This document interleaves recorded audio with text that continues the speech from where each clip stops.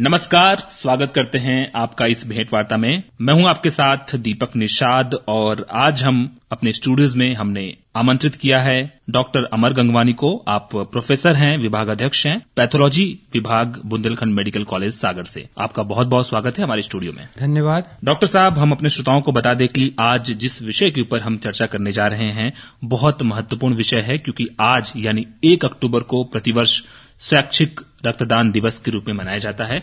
तो रक्तदान की आवश्यकता क्यों है और क्यों लोगों के अंदर एक जागरूकता का स्तर होना बहुत जरूरी है रक्तदान को लेकर के। तो पहला प्रश्न आपसे यही है कि रक्तदान क्या है और रक्तदान क्यों करना चाहिए? जी, रक्तदान, स्वैच्छिक रक्तदान जो होता है वो जब व्यक्ति अपनी इच्छा से बिना किसी आर्थिक लाभ के रक्त देता है तो उसे स्वैच्छिक रक्तदान कहते हैं। और आपने जैसे पूछा कि रक्तदान क्यों आवश्यक है, क्योंकि मानव रक्त का कोई विकल्प नहीं है। कृत्रिम रक्त बनाने के प्रयास किए जा रहे हैं पर अभी तक इसका कोई कारगर विकल्प नहीं मिला है, इसलिए रक्तदान ही एकमात्र उपाय है। जी डॉक्टर साहब, आपने बहुत महत्वपूर्ण बात बताई कि रक्त का कोई विकल्प नहीं है, यानी जो हमारा ब्लड होता है, खून होता है, उसका कोई विकल्प नहीं है और व्यक्ति ही किसी को रक्त देता है तभी उसको रक्त की आपूर्ति होती है। डॉक्टर साहब, आपसे यहाँ पर एक बात और समझना चाहेंगे हम। आपने स्वैच्छिक रक्तदान की बात की और खासकर इसमें भी बगैर किसी प्रलोभन के, बगैर किसी लालच के जो रक्तदान होता है उसको ज्यादा प्रधानता दी जाती है। ऐसा क्यों होता है? ये हमारे यहाँ ब्लड बैंक में एक ट्रेंड है कि ब्लड को मोल ले लिया जाए, तो ब्लड को मोल व्यावसायिक रक्तदाता देते हैं। मैं यहाँ स्वैच्छिक रक्तदान की बात कर रहा हूँ। तो स्वैच्छिक रक्तदान से प्राप्त रक्त होता है जो वो सभी तरह के संक्रमणों जैसे hepatitis B, hepatitis C, malaria, syphilis, HIV, AIDS से सामान्यतः मुक्त होता है। जबकि अगर हम व्यावसायिक रक्तदाता जो कि बेचने वाले रक्त होते हैं उनसे अगर केवल धन कमाने की इच्छा में जो ये ब्लड देते हैं, उनसे लिए हुए रक्त में यौन रोग, हेपेटाइटिस या एड्स जैसे संक्रमण रोगों के ग्रसित होने के चांस रहते हैं। तो इस तरह से प्राप्त रक्त व्यक्ति को भी संक्रमित कर सकता है। तो ऐसे रक्तदाता या ऐसे रक्त देने वाले लोगों को हतोत्साहित किया जाना चाहिए। जी, बहुत महत्वपूर्ण बात आपने बताई डॉक्टर साहब कि क्यों हमें जो प्रोफेशनल होते हैं, व्यावसायिक स्तर पर ये काम करते हैं, उनसे बचना चाहिए, क्योंकि आप जिनको जानते हैं वो ज्यादा बेहतर हो सकते हैं। आप उनके स्वास्थ्य के बारे में, उनकी दिनचर्या के बारे में हर चीज जानते हैं। तो इसलिए आपका ये संदेश है कि व्यावसायिक स्तर पर इस तरह का काम करने वाले लोगों से बचना चाहिए। डॉक्टर साहब, आपसे यहाँ पर हम समझना चाहेंगे कि कौन कौन से वो लोग होते हैं जो स्वैच्छिक तरीके से रक्तदान कर सकते हैं। उसके पहले मैं ये बताना चाहता हूँ कि ये जो रक्तदान में दिया हुआ रक्त वो किस किस काम आता है। दुर्घटना से शिकार लोगों के जीवन की रक्षा के लिए हमें रक्त की आवश्यकता होती है। किसी भी बड़ी शल्य क्रिया के समय हमें रक्त की आवश्यकता होती है। ऐसे मरीज जिनमें खून की कमी है, जिन्हें एनीमिया कहते हैं, उन्हें भी रक्त की आवश्यकता होती है। शिशु के जन्म के समय आवश्यकता पड़ने पर गर्भवती माताओं के लिए भी हमें रक्त की आवश्यकता होती है। RH नेगेटिव माताओं के शिशुओं के जीवन की रक्षा के लिए भी हमें रक्त की आवश्यकता होती है। ऐसे ही कैंसर, थैलेसीमिया आदि के मरीजों के लिए भी हमें रक्त की आवश्यकता होती है। तो रक्तदान, इस हेतु हमें रक्तदान चाहिए रहता है और वही स्वैच्छिक रक्तदाता ही हमें उनकी आवश्यकता रहती है।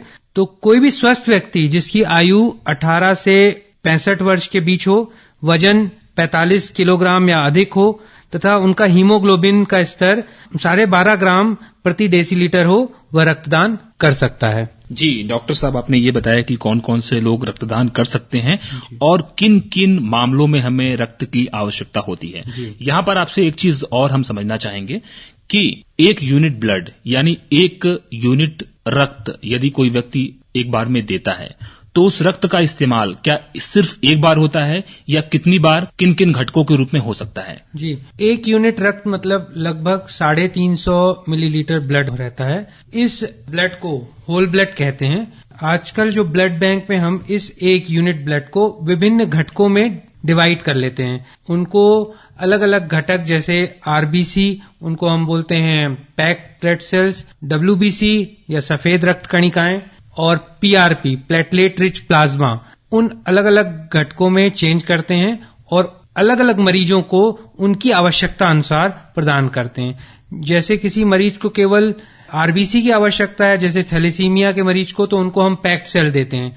ऐसे ही अगर किसी मरीज को केवल प्लेटलेट की आवश्यकता है, जैसे आजकल डेंगू चल रहा है, तो डेंगू के लिए हम लोग प्लेटलेट रिच प्लाज्मा देते हैं, और बर्न के मरीजों को, जो जले हुए मरीज हैं, उनमें अगर प्लाज्मा की आवश्यकता है तो हम उनको पीआरपी देते हैं। तो इस हिसाब से हम 1 यूनिट ब्लड से 4 अलग अलग मरीजों की सहायता कर सकते हैं। यानी 1 यूनिट जो ब्लड होता है उसको 4 अलग अलग भागों में हम तोड़ सकते हैं, और 4 अलग अलग मरीजों को यदि आवश्यकता है अलग अलग चीजों की तो उसको हम दे सकते हैं।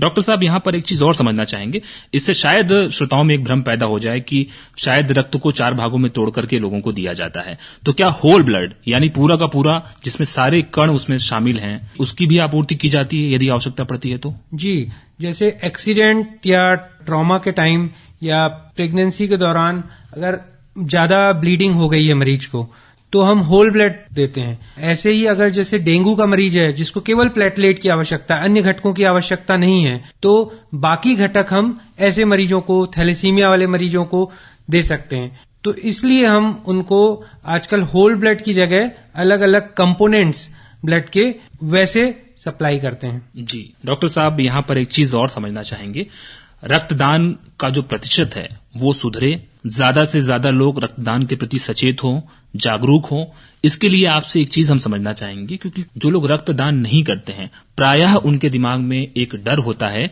कि रक्तदान करने से कमजोरी आती है, तो इसमें कहां तक सच्चाई है? मैं इसके बारे में बोलना चाहूंगा कि रक्तदान करने से बिल्कुल भी कोई तकलीफ नहीं होती, केवल एक सुई की हल्की सी चुभन होती है।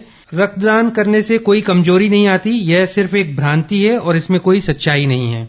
रक्तदान के पूर्व चिकित्सक द्वारा किए जाने वाले स्वास्थ्य परीक्षण से व्यक्ति यह जान सकता है कि वह रक्तदान करने योग्य है या नहीं।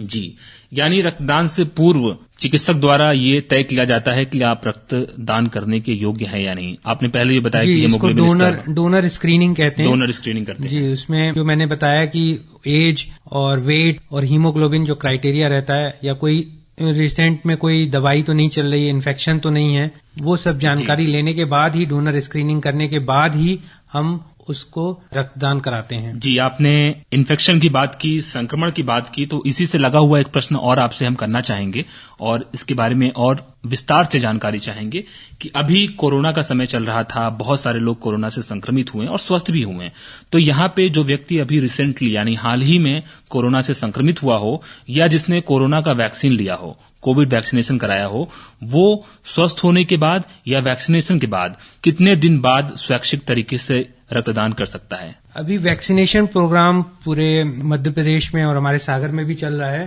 तो वैक्सीनेशन के बाद ये भ्रांति है कि हम ब्लड डोनेशन नहीं कर सकते, तो उसमें अभी नाको की जो गाइडलाइंस आई हैं, जो ब्लड बैंक की गाइडलाइंस आई हैं, उसमें ये स्पष्ट है कि 2 वीक्स के बाद, वैक्सीनेशन के 2nd डोज के 2 वीक्स के बाद वह ब्लड डोनेशन कर सकता है। ऐसे ही अगर कोविड इन्फेक्शन हुआ है और उससे वो रिकवर हुआ है और उसकी रिपोर्ट नेगेटिव आई है, उसके भी 2 हफ्ते बाद वह ब्लड डोनेशन कर सकता है। यानी कोविड से संक्रमित होना या कोरोना का टीका लगवाना, ये दोनों भी कहीं भी ब्लड डोनेशन के रास्ते में बाधा नहीं डाल रही हैं। आप संक्रमित होने से स्वस्थ होने के 2 हफ्ते बाद, ये बात ध्यान रखना जरूरी है।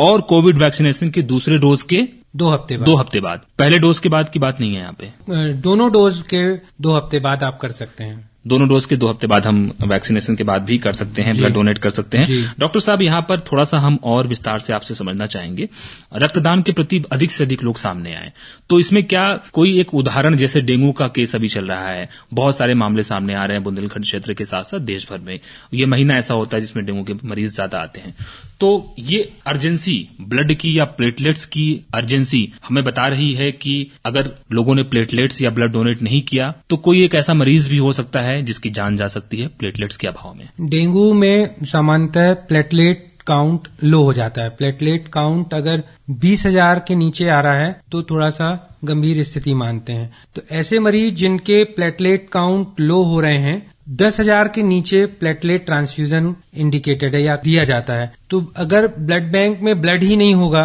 तो उससे प्लेटलेट कैसे बनेंगे? तो ज्यादा से ज्यादा लोग अगर ब्लड डोनेशन करेंगे तो उसी ब्लड से प्लेटलेट रिट्राइवल होगा, प्लेटलेट निकलेगा और प्लेटलेट मरीजों को मिल पाएंगे। प्लेटलेट की कमी से डेथ भी हो सकती है, बिल्कुल आपने सही कहा, कई तरीके की ब्लीडिंग हो सकती है। तो अगर समय पे उनको प्लेटलेट मिल जाएगा तो ऐसे मरीजों की जान बचाई जा सकती है। जी, प्लेटलेट्स की जैसे आपने आवश्यकता बताई कि ये क्यों महत्वपूर्ण है, उसी प्रकार से रक्त के सारे कंपोनेंट्स जो घटक होते हैं वो भी उतने ही महत्वपूर्ण होते हैं। तो ये बात समझना बहुत जरूरी है और किसी का एक छोटा सा प्रयास किसी की जान बचा सकता है और किसी के परिवार में बहुत बड़ी खुशी ला सकता है। तो आखिरी में बस चलते चलते स्वैच्छिक रक्तदान दिवस के अवसर पर आपसे अपने श्रोताओं के लिए संदेश चाहेंगे ताकि लोग जागरूक हों, रक्तदान के प्रति सचेत हो और अधिक से अधिक संख्या में निकल करके सामने आए ताकि रक्त की कहीं भी कोई कमी ना महसूस हो। मैं यही सभी श्रोताओं को संदेश देना चाहूंगा कि ब्लड डोनेशन करें, उसमें कोई भी तकलीफ नहीं होती है। आपको एक आत्म संतुष्टि होगी,